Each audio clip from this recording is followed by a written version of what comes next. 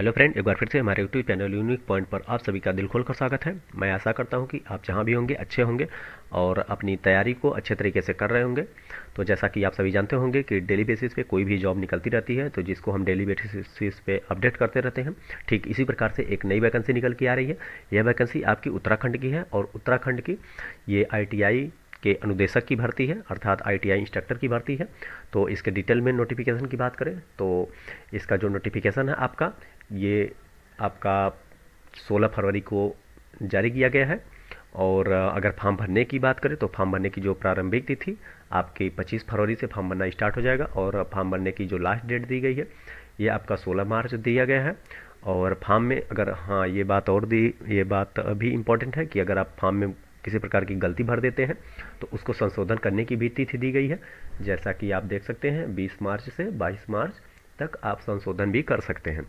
ठीक इसी प्रकार से लिखित परीक्षा की अगर बात करें तो लिखित परीक्षा की डेट दे दी गई है, अर्थात जैसे डेट तो नहीं लेकिन महीना दे दिया गया है, जैसे जून 2024 में ही आपका पेपर करा लिया जाएगा। और अगर हम टोटल पोस्ट की बात करें तो टोटल पोस्ट आपकी 370 निकाली गई है। तो यह काफ़ी अच्छी है, आप इसको ज़रूर भरिए। और उसके बाद देखते हैं कि इम्पोर्टेंट क्या है। जैसे आप देख सकते हैं, अगर हम ट्रेड की बात करें तो ट्रेड में जैसे विद्युत कार्य दिया गया है, अर्थात जिसको आप इलेक्ट्रीशियन बोल सकते हैं। तो उसमें देखिए, इसमें क्या है कि जो डिप्लोमा, डिग्री और उसके बाद ITI तीनों कैटेगरी की वैकेंसी है। तो डिप्लोमा और डिग्री के लिए अलग पोस्टें निकाली गई हैं और ITI के लिए अलग पोस्टें निकाली गई हैं। ये सभी कैटेगरी में दिया गया है। तो जैसे हम डिप्लोमा और डिग्री की बात करें तो जो इलेक्ट्रिकल कैंडिडेट हैं जिनके लिए 28 पोस्ट दी गई है, और ये 28 पोस्ट विभिन्न प्रकार से बांटी गई है। जैसे आप देख सकते हैं SC ST OBC EWS general तथा अनरिजर्व, ये अलग अलग कैटेगरी की है। और इसी प्रकार से ITI कैंडिडेट की बात करें तो ITI कैंडिडेट में टोटल 47 सीट निकाली गई है, आप इसमें देख सकते हैं। और ऐसे भी इसमें भी 47 सीट में भी ये SC ST ऐसे कैटेगरी में ये डिवाइड किया गया है। तो हम इसको ज़्यादा डिटेल में नहीं जाएंगे। जो इम्पोर्टेंट पॉइंट है, रही बात अगर सैलरी की, तो सैलरी आप देख सकते हैं, सैलरी काफ़ी अच्छी है। आपकी 44,900 से लेके 1,42,400 रुपये तक सैलरी रखी गई है। अगर हम आयु सीमा की बात करें तो 21 वर्ष से 42 वर्ष तक आयु सीमा रखी गई है। और उसके बाद हम अगला देखते हैं कि इसमें शैक्षिक योग्यता क्या है, अर्थात फॉर्म भरने की जो योग्यता दी गई है वो क्या क्या रखा गया है।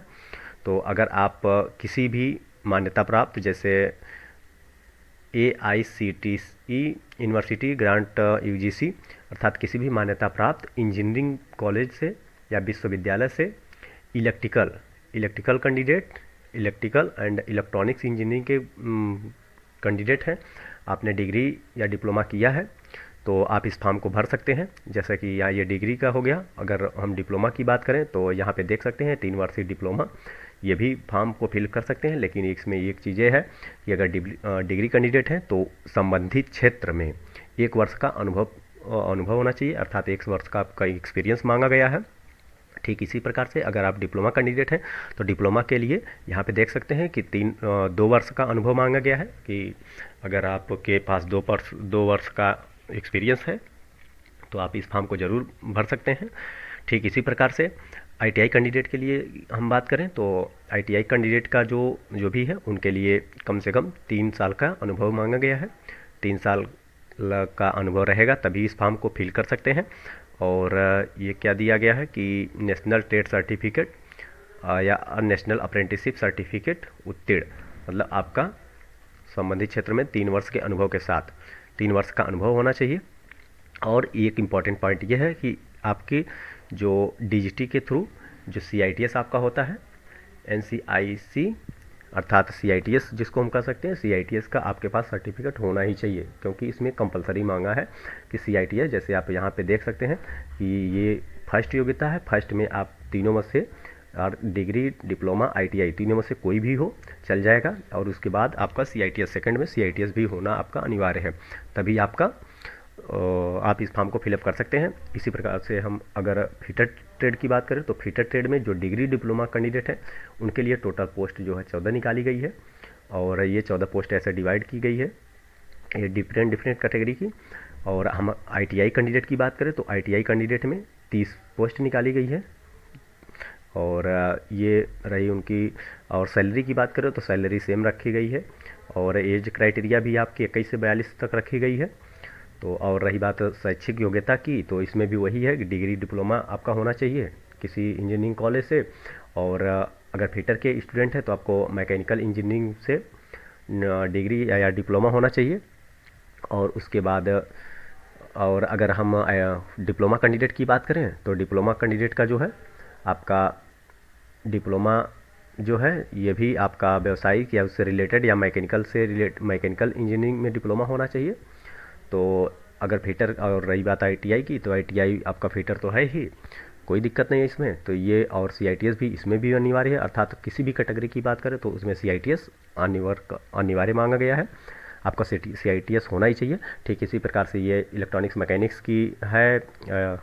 और उसके बाद ये आईटीआई और डिप्लोमा के अलग अलग कैंडिडेट के लिए निकाली गई है, और सेम क्राइटेरिया रखी गई है, सेम एलिजिबिलिटी क्राइटेरिया रखी गई है। जैसे बिल्डर की हम बात करें तो बिल्डर में डिप्लोमा के जो 19 पद दिए गए हैं, और अगर हम आईटीआई की बात करें तो आईटीआई में केवल 9 पद दिए गए हैं। ठीक इसी प्रकार से और जो ट्रेड हैं उनको हम देख लेते हैं। जैसे एम्प्लॉयबिलिटी स्किल, ये भी है आपका, इसमें 24 पद दिए गए हैं। और इसके बाद हम देखते हैं कि और क्या रखा गया है।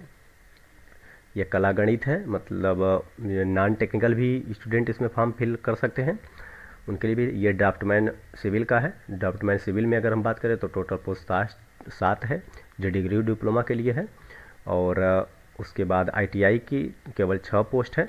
तो इसी प्रकार से डिफरेंट कैटेगरी में दिया गया है, हम जिसको डिटेल में नहीं जाएंगे।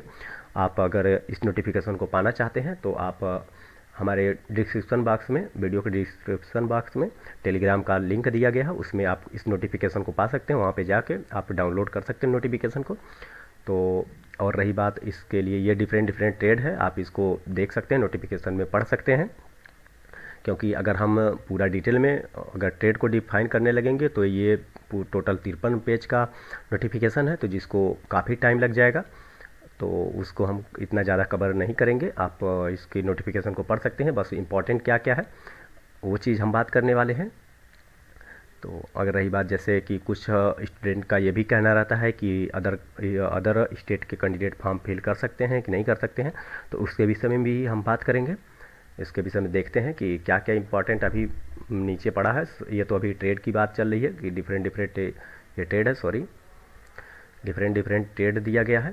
तो ट्रेड का क्या है अभी हम देख लेते हैं। ये अभी ट्रेड ही चल रहा है आपका। और इसके बाद ये जैसे ड्राफ्ट्समैन मैकेनिक का है, तो ये आपका डिफरेंट ट्रेड है। तो इसके विषय में हम ज़्यादा नहीं जाएंगे, आप इसको पढ़ सकते हैं। क्योंकि अगर ट्रेड में जाना है तो ट्रेड से रिलेटेड अगर हम बात करने लगेंगे तो ये काफ़ी ज़्यादा टाइम लग जाएगा। हम इम्पॉर्टेंट पॉइंट को कवर करेंगे कि आप एलिजिबल हैं कि नहीं हैं, आप फॉर्म को फिलअप कर सकते हैं कि नहीं कर सकते हैं। क्योंकि एज क्राइटेरिया सबकी सेम रखी गई है, सैलरी सबकी सेम रखी गई है।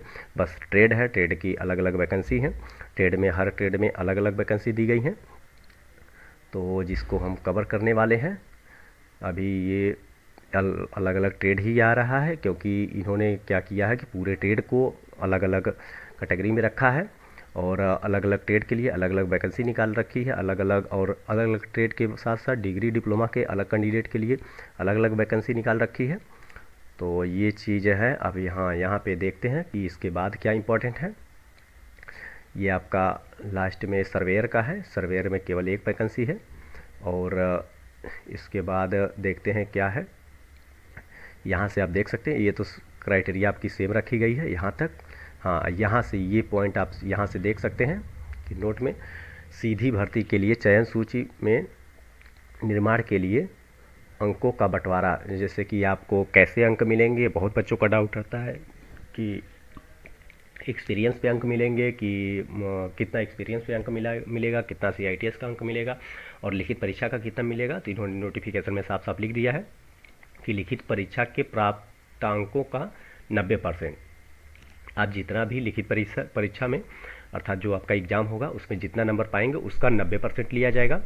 और सेकंड पॉइंट में ख में देखा जाए तो क्या लिखा गया है कि अगर 1 वर्ष की सेवा में इतने जो अधिकतम 5 अंक तक अगर आपका एक्सपीरियंस है, और एक्सपीरियंस क्या है यहाँ पे देख सकते हैं, यहाँ इसमें सीधे सीधे मेंशन किया गया है, प्रदेश सरकार के अंतर्गत राजकीय औद्योगिक प्रशिक्षण संस्थानों में विभागीय प्रशिक्षण प्रदान करने के अनुभव धारकों को प्रति 1 वर्ष की सेवा पर 0.5 अंक जो कि अधिकतम 5 अंक तक होंगे। मतलब सीधा सीधा इन्होंने ये कहा है कि अगर 1 वर्ष का आपका जो गवर्नमेंट आईटीआई में अगर आप पढ़ा रहे हैं तो 1 वर्ष का आपको 0.5 अंक मिलेगा। और मैक्सिमम आपकी बात करें, अगर आपके 10 साल का एक्सपीरियंस है तो मैक्सिमम आप 5 नंबर पा सकते हैं एक्सपीरियंस बेसिस पे, और एक्सपीरियंस आपका वही होगा जो सरकारी आईटीआई कॉलेज में आप पढ़ा रहे होंगे तो। और दूसरी चीज़ ग वाले पॉइंट की हम बात करें तो ग वाले में क्या होता है, क्या दिया गया है, जैसे अगर आप अंतर्राष्ट्रीय लेवल पे खिलाड़ी हैं तो आपको 5 अंक मिलेगा एक्स्ट्रा। अगर आप राष्ट्रीय स्तर के खिलाड़ी हैं तो 4 अंक मिलेगा, राज्य स्तर के खिलाड़ी हैं 3 अंक मिलेगा, और इसी प्रकार से विश्वविद्यालय कॉलेज स्कूल स्तर के खिलाड़ी हैं तब भी आपको 2 अंक मिलेगा। और एनसीसी की बात करें तो एनसीसी आपके अगर बी प्रमाण पत्र है तो 2 अंक मिलेगा, और इसी प्रकार से सी प्रमाण पत्र है तो 3 अंक मिलेगा। और प्रादेशिक सेना में 2 वर्ष की सेवा में रहने के लिए अगर आप प्रादेशिक सेना में अगर आप हैं 2 वर्ष रहे हैं तो वो भी 2 अंक मिलेगा। ये चीज़ आपका इम्पोर्टेंट है।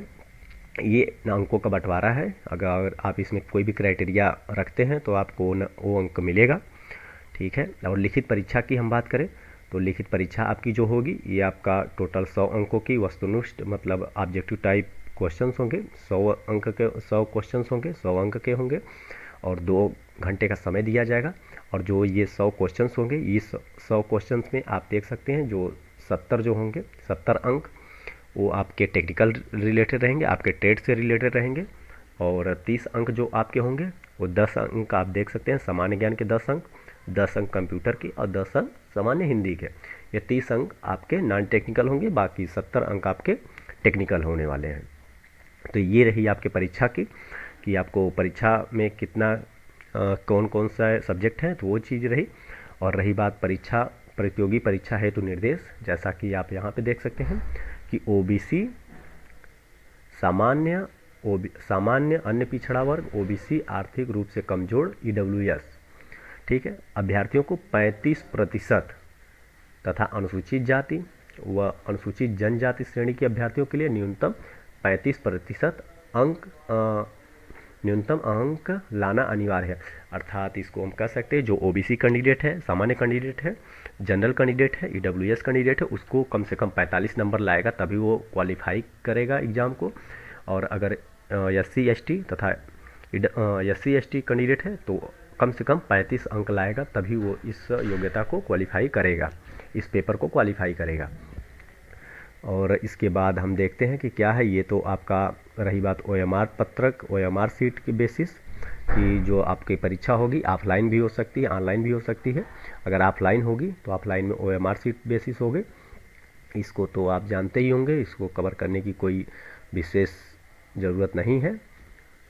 और उसके बाद आयु, रही बात आयु की, तो आयु आप देख सकते हैं यहाँ पे न्यूनतम जो है 21 वर्ष रखी गई, अधिकतम 42 वर्ष रखी गई है, इससे अधिक नहीं होना चाहिए। अगर इससे अधिक होगा तो आप इस फॉर्म को फिलअप नहीं कर सकते हैं। उसके बाद आवेदन की पात्रता, यहाँ पे ये देख सकते हैं कि वही स्टूडेंट आवेदन कर सकता है जो इस क्राइटेरिया को फिल करता होगा।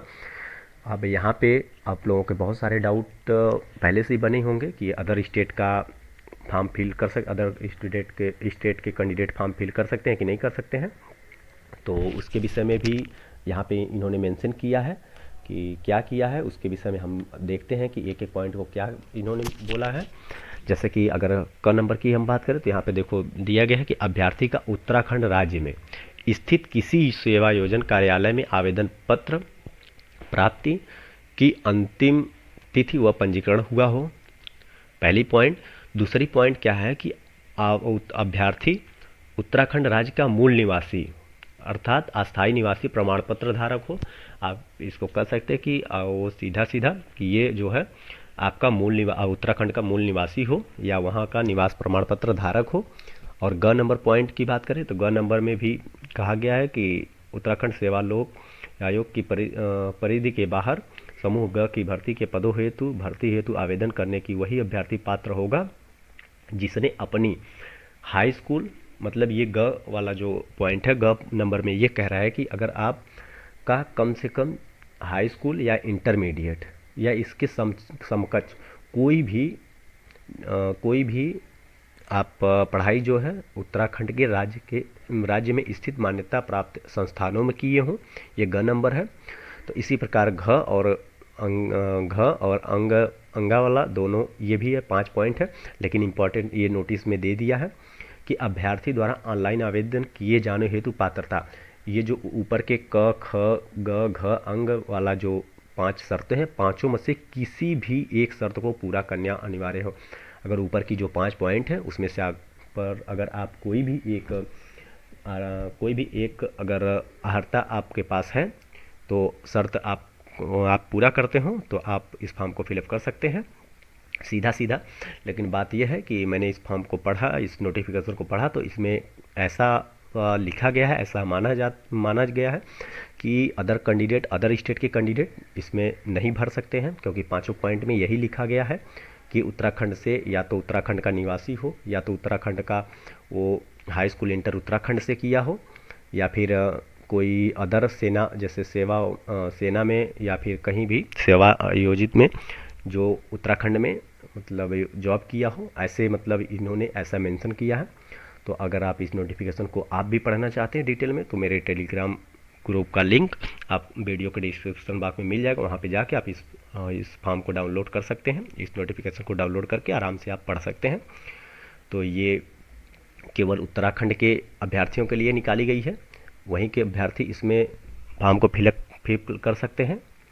और उसके बाद अनापत्ति प्रमाण पत्र, जो अभ्यर्थी आवेदन करने की तिथि को सरकारी अर्ध सरकारी सेवा में हो, उन्हें विभागीय अनापत्ति प्रमाण पत्र प्रस्तुत करने अनिवार्य होगा।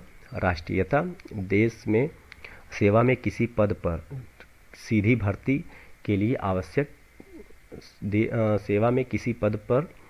भर्ती के लिए आवश्यक है कि अभ्यर्थी भारत का नागरिक हो, तिब्बती शरणार्थी हो, भारत का जैसे कि ये एक्स सर्विसमैन जैसे जो भी कैंडिडेट अगर सेवा में निवृत्त है, अभी सेवा दे रहा है गवर्नमेंट को, तो वो अगर इस क्राइटेरिया को फिल करता है, ये 5, तभी इस फॉर्म को फिलअप कर सकता है।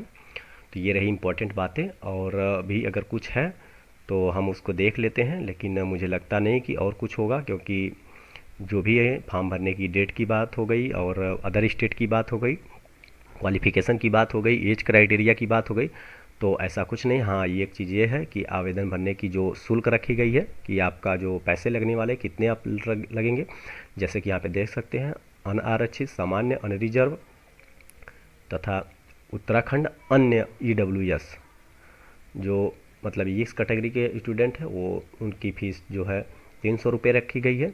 और SC/ST तथा EWS कैंडिडेट के लिए 150 रुपये रखी गई है। उत्तराखंड के दिव्यांग अभ्यर्थी के लिए 250 रखी गई है, और अनाथ का कोई फीस नहीं रखी गई है।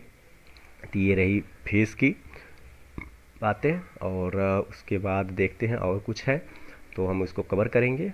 अगर और कुछ नहीं होगा तो फिर कोई दिक्कत नहीं है। और रही बात फॉर्म भरने की, तो फॉर्म आप इसकी ऑफिशियल वेबसाइट पे जाके आप फॉर्म को फिलअप कर सकते हैं। ऑफिशियल वेबसाइट आपको फॉर्म के ऊपर ही दी गई थी।